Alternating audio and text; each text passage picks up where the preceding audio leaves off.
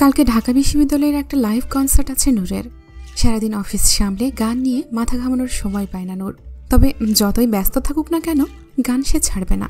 মন খারাপের সময়গুলোতে এই গানই ছিল একাকিত্ব ঘোচানোর একমাত্র সঙ্গী। তাই বাবার দেওয়া দায়িত্ব সামলেও নিজের ক্যারিয়ারে মন দেবে। অফিসের সমস্ত কিছুই অনেকটাই গুছিয়ে এনেছে নূর। আশমিন এখন পুরোপুরি রাজনীতি নিয়ে ব্যস্ত। দায়িত্ব থেকে রেহাই পাওয়ার পর থেকে সে আর এদিকে মারায়নি। নূর ইদানিং চোখে চোখে রাখছে আশমিনকে। অফিসের দায়িত্ব থেকে মুক্ত হওয়ার পর সে যেন একটু বেশি বেয়ারা হয়ে উঠেছে। সকাল থেকে অমির কোনো পাত্তা নেই। ছেলেটা হুট করে নিখোঁজ হয়ে গেছে। মোবাইলও বন্ধ। এক আঙুলের সাহায্যে কপালের মাঝখানে হালকা ম্যাসেজ করে দেয়ালে ঝুলানো ঘড়ির দিকে তাকালো নূর। ঘড়ির কাঁটা 12টার ঘর পেরিয়ে গেছে অনেক আগেই।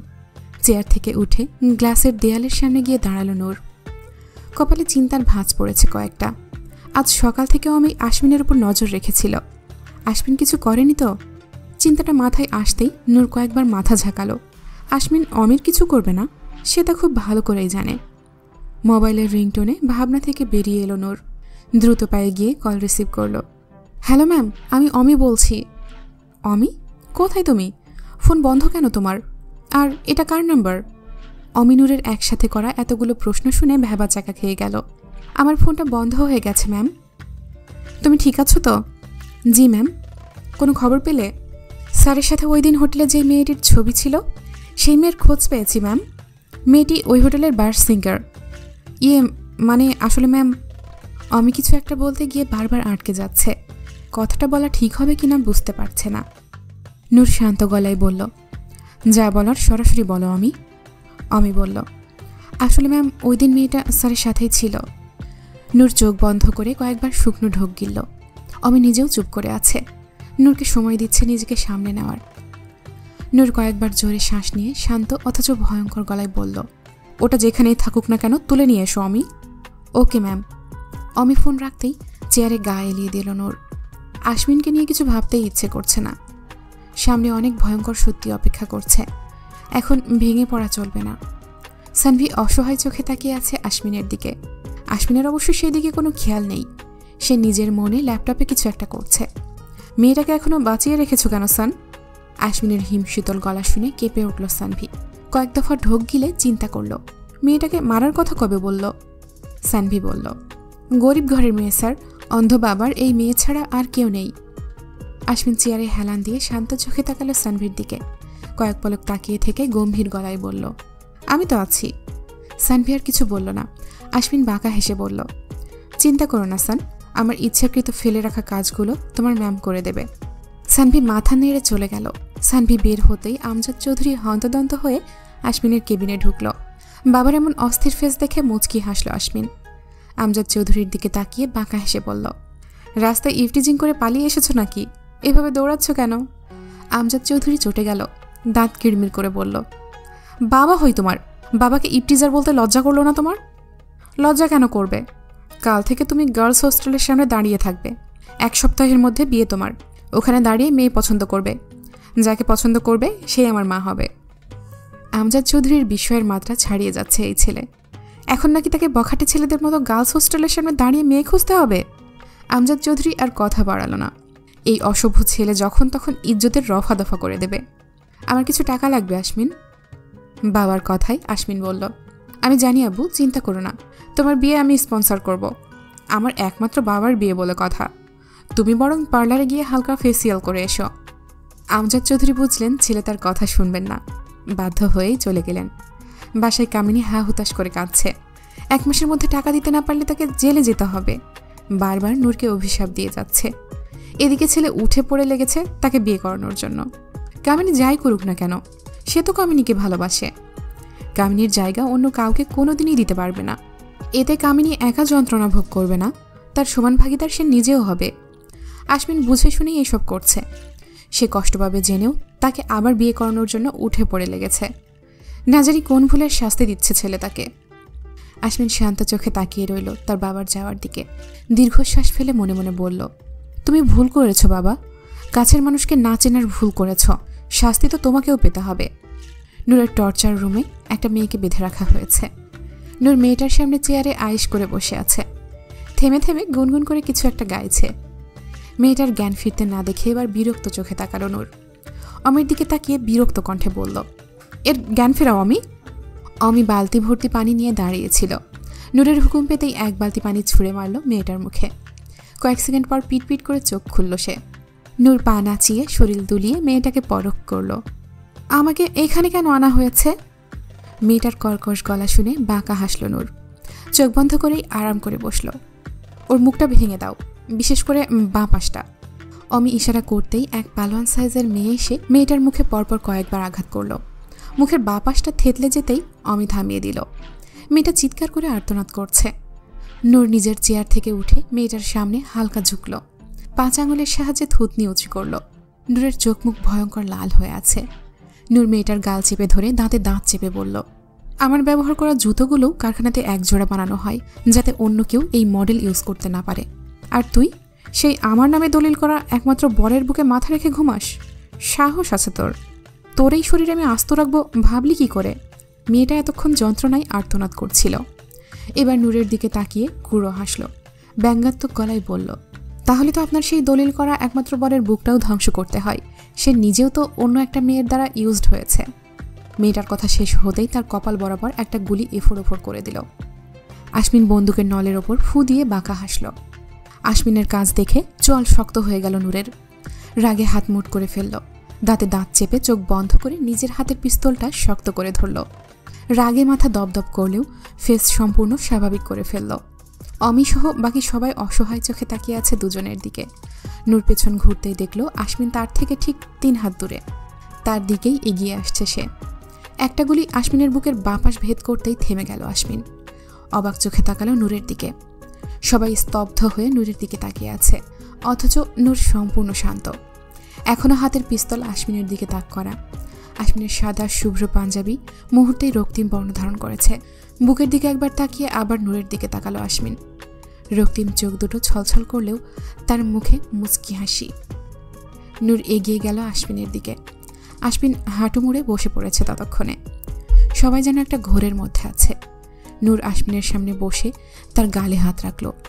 কপালে চুমু খেয়ে কানের কাছে গিয়ে ফিসফিস করে গাইল, ভালোবাসা ভালোবাসা, থাকো তুমি দূরে, কাছে এলেই জলে মন না পাওয়ার আগুনেতে, ধুকে ধুকে পুড়ে থাকো তুমি দূরে। নূর বেরিয়ে যেতেই আশমিন ঢলে পড়ল। অমি স্যার বলে চিৎকার করে এসে আশমিনকে আগলে ধরল। গাড়ি বের করো বাহাদুর। ততক্ষণে আশমিনের চোখ বন্ধ হয়ে গেছে। আশমিনকে হাসপাতালে শিফট করা হয়েছে। খুব গোপনে ট্রিটমেন্ট করা হচ্ছে আশমিনের। অমি এখনও নিজের ঘর থেকে বেরিয়ে আসতে পারেনি। নূর এমন কিছু করবে তা স্বপ্নেও ভাবতে পারেনি সে। সানভি চুপচাপ দাঁড়িয়ে আছে বারান্দায়। শূন্য দৃষ্টিতে অপারেশন থিয়েটারের দিকে তাকিয়ে আছে। আমজাদ চৌধুরীকেও জানায়নি। বিষয়টা কোনোভাবেই মিডিয়াতে ফাঁস হতে দেওয়া যাবে না। চারদিকে শত্রুর অভাব নেই। আশমিনের অসুস্থতা তাদের একটা নতুন সুযোগ করে দেওয়া হামলা করার জন্য। আমার বিশ্বাস হচ্ছে না ম্যাম এমন কিছু করতে পারে। সানভি চোখ ঘুরিয়ে অমির দিকে তাকালো। অমি অপরাধীর মতো মাথা নিচু করে বারান্দার চেয়ারে বসে আছে। সানভি দীর্ঘশ্বাস ছাড়ল। সময় মানুষকে বদলে দেয় অমি। রাফসান শিকদারের মেয়ে সে। হিংস্রতা তার রক্তে মিশে আছে। সে যেমন মায়া দেখাতে জানে, তেমনি হিংস্র বাঘের ন্যায় খুবলে খেতেও জানে। অবিশ্বাস করার কিছু নেই। পরিস্থিতি অনেক বিগড়ে যাচ্ছে সানভি। সব কিছুই হাতের বাইরে চলে যাচ্ছে। তোমার মনে হয় স্যার ম্যামকে ছেড়ে দেবে? পাল্টা আঘাত সেও করবে। এরকম চলতে থাকলে তাদের একজনের হাতে আর একজনের বিনাশ নিশ্চিত। সবকিছু সামনে আসলে ম্যাম নিজেকে সামলাতে পারবে না অমি। সত্যি মাঝে মাঝে খুব নিষ্ঠুর হয়। ম্যাম যেই সত্যির তালাশ করছে তা জানলে সে নিজেও ভেঙে গুড়িয়ে যাবে। কিছু কিছু সত্যি গোপন থাকাই সবার জন্য মঙ্গল। অমি নির্নিমেষ তাকিয়ে রইল সানভির দিকে। তার নিজের সত্যিটাই তো নূরকে ভেঙে গুড়িয়ে দেওয়ার জন্য যথেষ্ট। বয়স সে নূরের থেকে 3 বছরের বড়। ছোটবেলা থেকেই আমজাদ চৌধুরীর অনাথ আশ্রমে বড় হয়েছে। নূরকে প্রথম সে খুব একটা পছন্দ করত না, কিন্তু ছোট্ট নূর যখন অনাথ আশ্রমে আসত তখন সে তার থেকে মুখ ফিরিয়ে রাখতে পারত না। ধীরে ধীরে নূরের মায়ায় নিজেকে জড়িয়ে নিল। নূর যখন দেশ ছেড়ে চলে যাচ্ছিল তখন সেও নূরের সাথেই ছিল, একা ছাড়েনি নূরকে। চোখ বন্ধ করে চেয়ারে গা এলিয়ে দিল আমি। সত্যি যেন কখনোই নূরের সামনে না আসে, সেই দোয়াই করতে লাগলো। রাফসান শিকদারকে ব্যবসার কাজের জন্য মাঝে মাঝেই অনেক দেশেই ঘুরতে হতো। নূরের মা আর রাফসান শিকদারের ভালোবাসার বিয়ে ছিল। অসম্ভব ভালোবাসত সে নূরের মাকে। সুদর্শন রাফসান শিকদারকে অনেকেই নিজের রূপের জালে ফাঁসাতে চাইত, কিন্তু রাফসান শিকদার কাউকেই পাত্তা দিত না। বিয়ের অনেক বছর পরেও তাদের কোনো সন্তান হচ্ছিল না। নূরের মা সবসময় ডিপ্রেশনে ভুগত। অনেক ডাক্তার দেখিয়েও যখন কাজ হচ্ছিল না, তখন সে রাফসান শিকদারকে আরেকটা বিয়ে করতে বলে। সেদিন রাফসান শিকদারের ভয়ঙ্কর চেহারা দেখেছিল সবাই। জীবনে প্রথমবারের মতো প্রিয়তমা স্ত্রীর গায়ে হাত তুলল সে। রাগ করে চলে যায় কানাডায় কামিনী চৌধুরীর কাছে। এখানেই জীবনের সবচেয়ে বড় ভুলটা করে বসে সে। হতাশায় কষ্টে নিজেকে সামলাতে না পেরে নিয়মিত বারে যাওয়া শুরু করে। কামিনী চৌধুরী সব দেখেও কিছু বলতেন না, উল্টো ভাইকে আরও উস্কে দিতেন বইয়ের বিরুদ্ধে। নিজের কানাডিয়ান বান্ধবী লিন্ডাকে সারাক্ষণ রাফসান শিকদারের আশেপাশে রাখতেন। লিন্ডা সারাদিন চিপকে থাকত রাফসান শিকদারের সাথে। রাফসান শিকদার বিরক্ত হলেও কিছু বলতো না। কয়েকবার কামিনী চৌধুরীর কাছে নিষেধ করেছিলেন যেন লিন্ডা তার আশেপাশে না আসে। কামিনী চৌধুরী কানে নেননি সেই কথা। অবশেষে রাফসান শিকদার সিদ্ধান্ত নেন বাংলাদেশে ফিরে আসবে। নিজের স্ত্রীর কাছ থেকে আর দূরে থাকতে পারছেন না তিনি।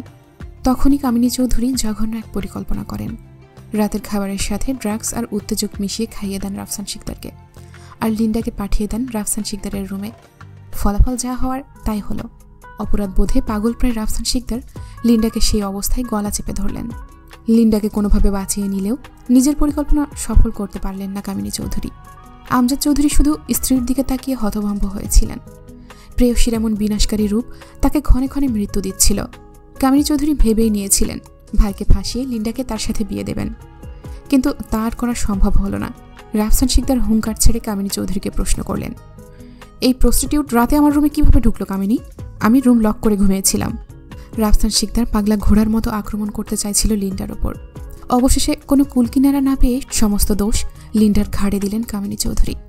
ভাইকে আশ্বস্ত করলেন এই কথা আর কেউ জানবে না। রাগে ঘৃণায় জর্জরিত হয়ে রাফসান শিকদার দেশে ফিরে আসে। আশ্বিন তখন হোস্টেল থেকে পড়াশোনা করে।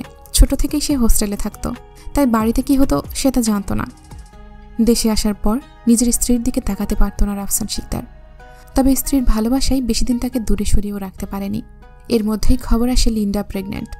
রাফসান শিকদার 1 কোটি টাকা দিয়ে লিন্ডার মুখ বন্ধ করে দেন। লিন্ডার যমজ ছেলে হয়। ডেলিভারির সময় লিন্ডা মারা যায়। কামিনী চৌধুরী একটা ছেলেকে নিজের কাছে নিয়ে এলেও আরেকজনকে হসপিটালেই ফেলে আসেন। তার কাজ হাসিল করার জন্য একজনই যথেষ্ট। অযথা টাকা খরচ করে দুইজনকে পালার মানেই হয় না। আমজাদ চৌধুরী তখনও স্ত্রীর ভালোবাসায় চুপ ছিলেন। আর একটা ছেলেকে সে নিজের অনাথ আশ্রমে পাঠিয়ে দেন, আর সেই ছেলেটাই হচ্ছে অমি। রাফসান শিকদারকে এই সম্পর্কে কিছুই জানানো হয়নি। অমি কিছুটা বড় হতেই আমজাদ চৌধুরী তাকে সমস্ত সত্যি জানিয়ে দেন। নিজের মায়ের উপর রাগ হলেও রাফসান শিকদারকে কখনো ঘৃণা করেনি অমি। তার মনে হয়েছে রাফসান শিকদার যা করেছে তা একেবারেই সঠিক। 3 বছর পরে নূর হলো। তাদের সংসারে সত্যিকারের খুশি এসে ধরা দিল। সবকিছু ভালোই চলছিল। নূরের মায়ের অ্যাক্সিডেন্টে মৃত্যু আবার সবকিছু এলোমেলো করে দিল। প্রথম নূরকে হিংসে করলেও পরে নূরকে বুক দিয়ে আগলে রেখেছে অমি। কখনো ভাই হওয়ার দাবি নিয়ে তার সামনে এসে দাঁড়ায়নি। তবে তার আরেক ভাই তার বাবার জান কেড়ে নিয়েছে, এই সম্পর্কে বিন্দুমাত্র ধারণা নেই অমির। কিছু কিছু সত্যি শুধু ধ্বংস ডেকে আনে। তাই রাফসান শিকদার আশ্বিনের কাছে নিজের জীবনকে খোলা বইয়ের মতো উপস্থাপন করেছিল। তার এই জঘন্য অতীত আশ্বিনের কাছে হেফাজতে রেখে বলেছিল নূর যেন কখনোই এই সম্পর্কে জানতে না পারে, তাহলে সে আর তার আব্বুকে ভালোবাসবে না। রাফসান শিকদারের মৃত্যুর পরেও আশ্বিন তার অতীত কারোর সামনে আসতে দেয়নি। নিজের বাবার প্রতি রাগটা এতদিন কথায় প্রকাশ করলেও এবার সে হাতে কলমে প্রকাশ করার জন্য উঠে পড়ে লেগেছে। আমজাদ চৌধুরীর নীরবতাই কামিনী চৌধুরীকে এতটা বিনাশকারী বানিয়ে দিয়েছে, যার শাস্তি তাকেও পেতে হবে। আশ্বিনের অপারেশন সাকসেসফুল হয়েছে। গুলি হাড়ের 1 ইঞ্চি ওপর দিয়ে বেরিয়ে গেছে, তাই খুব একটা ক্ষতি হয়নি। তবে অতিরিক্ত ব্লিডিংয়ের জন্য এখনও জ্ঞান ফিরেনি। কয়েকদিন হাসপাতালেই থাকতে হবে। আশ্বিনকে কেবিনে শিফট করা হলে সানভি আর অমি গিয়ে তাকে দেখে আসে। আশ্বিনের জ্ঞান ফিরে 6 ঘন্টা পরে। পিটপিট করে চোখ খুলে চারিদিকে তাকাতেই চোখ পড়ে সোফায় পায়ের উপর পা তুলে বসে ম্যাগাজিন পড়া নূরের দিকে। আশ্বিনের দিকে না তাকেই উঠে আসে নূর। হাতে একটা বুকে নিয়ে আশ্বিনের দিকে এগিয়ে যায়। আশ্বিন এখনও এক ধ্যানে তাকিয়ে আছে নূরের দিকে। নূর বাঁকা হাসল। বুকেটা আশ্বিনের বেডের পাশে রেখে মোহনীয় গলায় বলল, মৃত্যুর যাত্রা কেমন ছিল মন্ত্রী সাহেব? আশ্বিন হাসল। সন্তর্পণে সার্জিক্যাল নাইফ হাতে তুলে নিল। নূর বেডে 1 হাত ভর দিয়ে আশ্বিনের দিকে ঝুঁকে আছে। আশ্বিন নূরের ভর দেওয়া হাতের রগ বরাবর একটা টান দিয়ে বাঁকা হেসে বলল, সেটা না হয় একটু উপভোগ করে আসো সোনা, আমি এখানেই ওয়েট করছি তোমার জন্য। Happy journey. নূরের হাত থেকে ফিনকি দিয়ে রক্ত বের হচ্ছে। নূর হতভম্ব চোখে তাকিয়ে আছে আশ্বিনের দিকে। আশ্বিন ভ্রু কুঁচকে ফেলল, মুচকি হেসে বলল, কয়েক ঘন্টা আগে আমিও এমন অবাক হয়েছিলাম। আমাদের ফিলিংসগুলো কত মিলে যায়, তাই না? সানভি আর অমি কেবিনে ঢুকে হতভম্ব হয়ে গেল। নূর ততক্ষণে ঢলে পড়েছে ফ্লোরে। আশমিন হালকা হেসে আস্তে করে বলল, 5 মিনিট পর আমার বউকে অপারেশন থিয়েটারে নিয়ে যাব সান। এখানে আর একটা বেডের ব্যবস্থা করো। আমি এখানে শুয়ে থাকবো আর সে বাইরে ঘুরবে? তা হবে না। আর একটা কালো গোলাপের বুকের ব্যবস্থা করো।